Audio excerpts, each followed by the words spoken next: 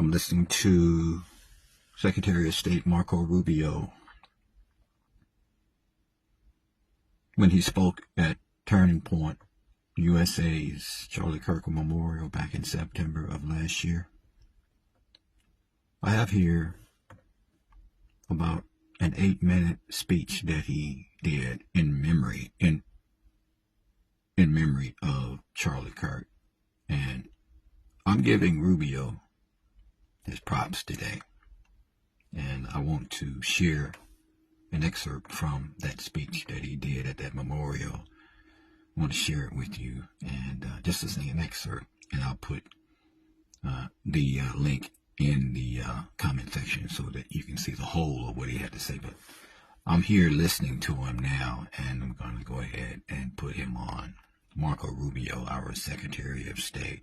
He's a multifaceted individual, and I'm voting for him. If he runs, I'm going to vote for him 2028. So listen to this.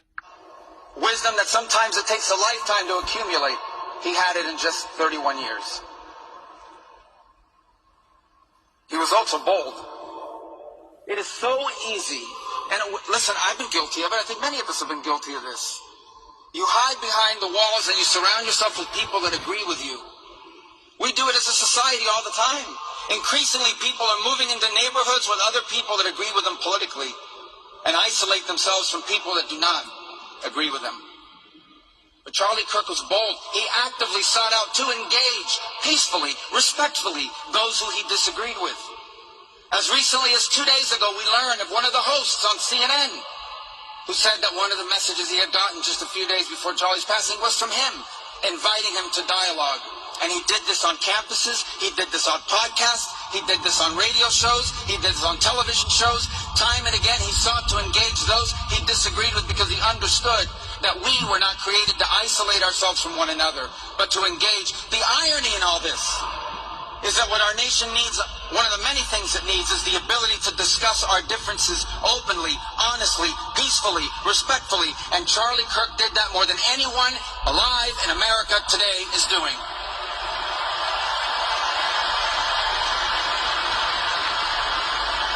And Charlie Kirk was impactful.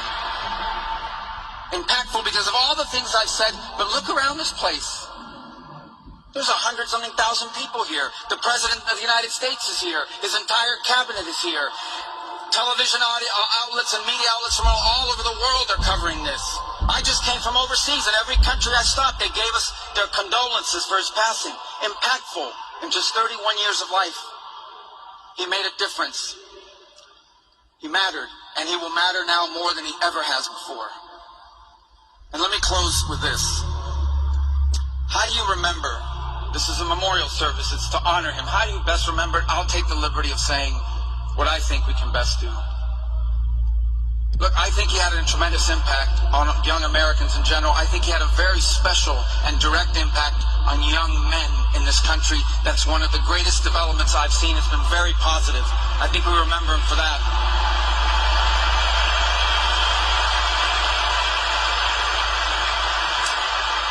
I think we remember him for constantly saying, you want to live a productive life, get married, start a family, love your country. These are powerful messages.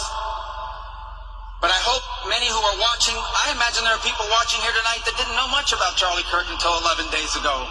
Maybe they were disengaged from politics. Maybe they were partially engaged. I hope one of the things they take from this is that the movement Charlie Kirk led and started and gave fuel to was about politics, but not only about politics. It was deeper. It was broader.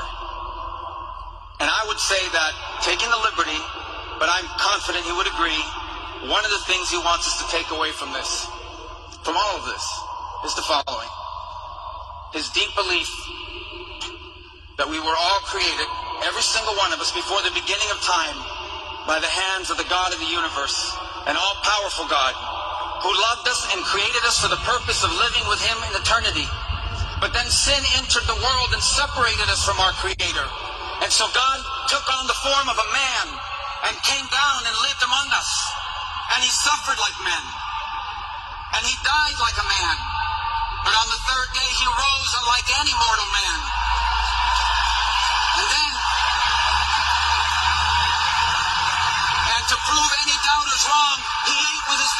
so they could see, and they touched his wounds.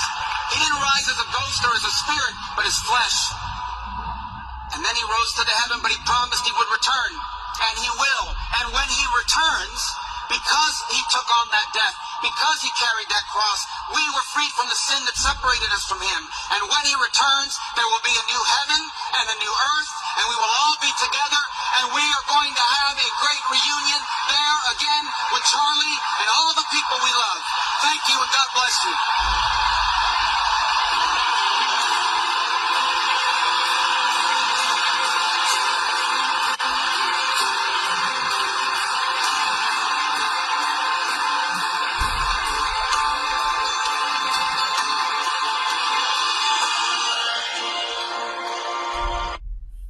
One person making a difference, Charlie Kirk, in memory of him, in memory of Charlie Kirk. And this is Rubio's prop for today.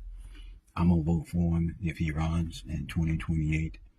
And one person can make a difference. And I believe if he runs for president, I think he would make a great president. And so you're welcome to share your thoughts. All right.